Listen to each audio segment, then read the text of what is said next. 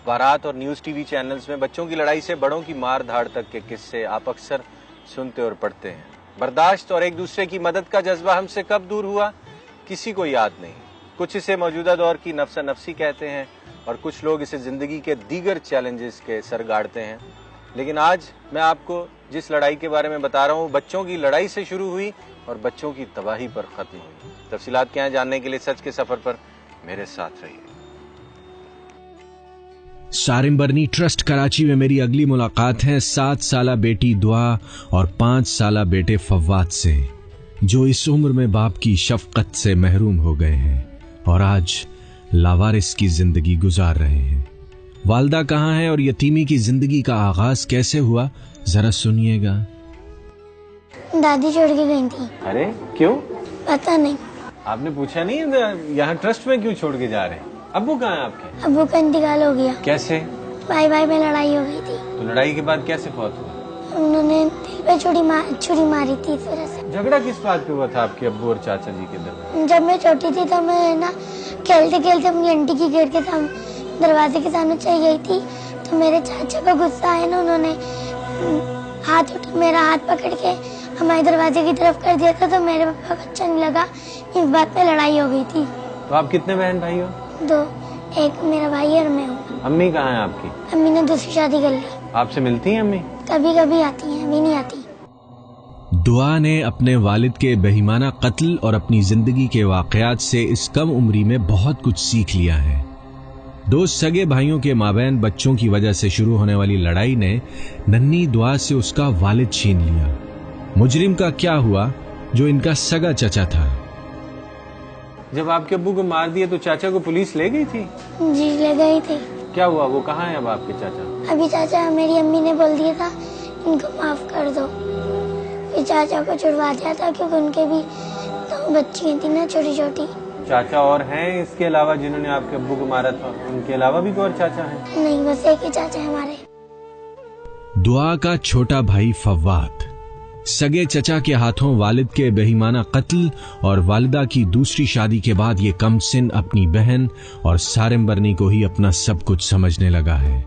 छोटी उम्र की यतीमी और मासूम बातें फव्वाद की जुबानी। चाचा ने ना अब्बू को मार दिया था, फिर पुलिस आ गई थी ना। बता रही हैं दुआ अम्मी याद आती है तो आप रोते हो, बहुत रोते हो। फिर बहन कैसे आपको चुप करवाती है? बोलती है आओ है ना हम लोग खेलते। बहन को तंग तो नहीं करते हो?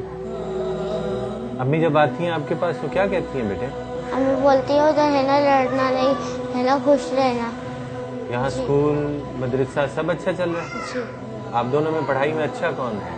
दोनों ही। क्या बनना चाहते हो बड़े होके? पायलट। जब अब्बू बहुत याद आते हैं या अम्मी बहुत याद आती हैं तो बहन को ही कहते हो या यहाँ सारिम बरनी ट्रस्ट में किसी और को भी बताते हो कि बहन? सबको। यतीमी के दिन मुश्किल और रातें बहुत लंबी हुआ करती हैं। दुआ और फवाद बाप के कत्ल और मां की जुदाई को सीने से लगाए जी तो रहे हैं, लेकिन जब अपनों की याद आए और अकेलेपन का एहसास भी हो तो सुरैया इनकी मां का रोल प्ले किया करती है। सुरैया भी 2 छोटे छोटे बच्चे हैं, बहुत छोटी उम्र में यतीम हो गए हैं, वालिदा इनकी किसी मामले में यहाँ है नहीं, तो ये रात को डरते तो होंगे? नहीं, रात को डरते तो नहीं है, लेकिन कभी कभी परेशान होकर उठ जाते हैं। फिर मतलब कि ये तो बहुत ज्यादा अटैच हो गई है, तो ये इस तरह से चिपक के सो जाती है जैसे एक बच्चा बिल्कुल माँ की तरह माँ से चिपक के सोता है। और ये इतना ज्यादा टेक केयर करती है, अगर मैं इसको कोई बात नहीं भी बोलती तब भी इतना काम कर लेती है और इतना सब कुछ हर तरह से ध्यान रखती है और इतना प्यार करती है, बहुत ज्यादा। बहुत अच्छे दोनों बच्चे हैं। जो हादसा इनके वालिद साहब के साथ हुआ कि इनके चचा ने उनकी जान ले ली एक झगड़े की वजह से, कभी आपके साथ शेयर करती हैं?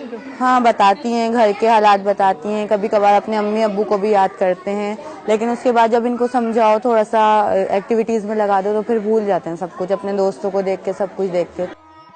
वालिद के कत्ल ने दुआ और फवाद को न सिर्फ बाप बल्कि माँ और सारे खानदान से ही जुदा कर दिया है। अब जबकि कम उम्री है और यतीमी भी, ऐसे में इनकी तालीम, सेहत और मुस्तकबिल का क्या होगा, पूछते हैं सारिम बरनी और आलिया सारिम से।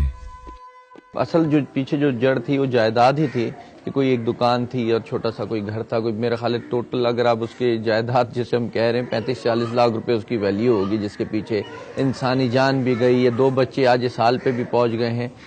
तो उस पे मर्डर हुआ, मर्डर होने के बाद फिर वही कि खून होता है, वो फिर जोड़ तोड़ हुई, बातचीत हुई, किसी को कुछ इनकी माँ को शायद पैसे दिए गए या लालच दे करके कुछ माफ़ी करवाई गई, बच्चों को शो नहीं किया गया, वरना कानून के मुताबिक वो छूट नहीं सकता था। कि ऐसे बच्चे जो लावारिस होकर ट्रस्ट पे आ जाते हैं, आप लोगों के सर पे होते हैं, उनकी एजुकेशन का सिलसिला मैंने बहुत सारे ट्रस्ट में नहीं देखा, आपके यहाँ क्या है? नहीं, इधर बिल्कुल इकबाल भाई, इधर एजुकेशन का भी सिलसिला है और इधर न सिर्फ दुनियावी तालीम बल्कि दीनी तालीम पे भी तवज्जो दी जाती है और तरबियत, क्योंकि मेरा जो उसूल है, मैं सिर्फ तालीम के बहुत सख्त खिलाफ हूँ। अगर किसी भी शख्स को सिर्फ तालीम दे दी जाए तो माशरे का एक बड़ा खतरनाक इंसान बन के सामने आता है, क्योंकि उसमें उसकी तरबियत नहीं होती है, उसमें उसका इल्म नहीं होता। तो यहाँ जो कुछ हो रहा है वो तालीम, तरबियत, इल्म, उस पे काम हो रहा है कि ये जब बच्चे जब इंशाल्लाह यहाँ से जाएंगे तो वो ये तीनों चीज़ अपने साथ लेकर के जाएंगे कि कहीं खड़े होंगे तो पता चलेगा किसी एक अच्छी जगह से या किसी एक मौजूद जगह से ये लोग जो है ना यहाँ पर आए हैं।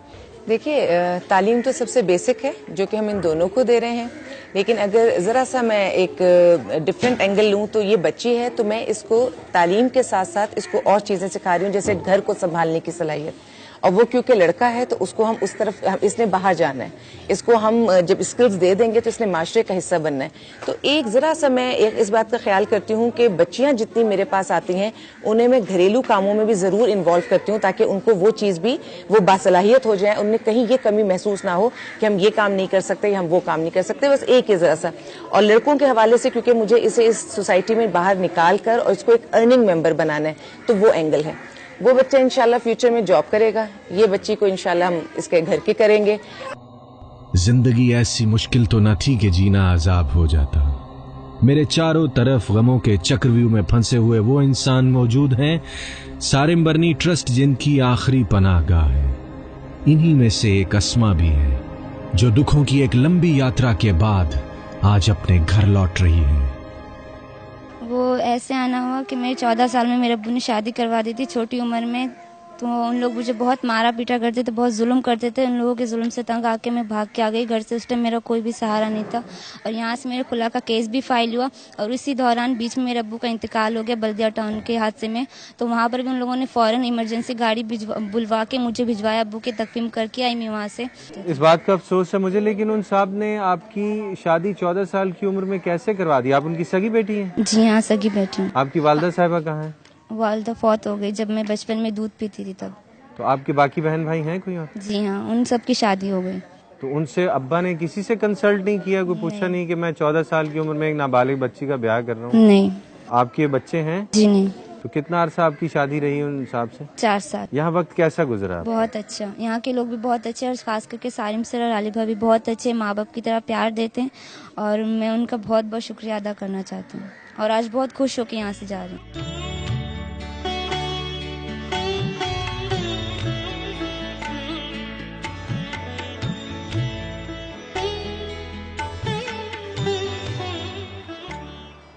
कम सिन फवाद और दुआ के साथ जो कुछ हुआ वो एक फिक्र अंगेज मामला है जो मोहब्बत और बर्दाश्त में कमी का सबूत है। जो जो जमाना तरक्की कर रहा है, दुनिया भर में लोग आला तालीम और अक़दार को अपना रहे हैं, हमारे यहाँ न जाने क्यों कत्लो गारत बढ़ रही है। भाई भाई के खून का प्यासा है।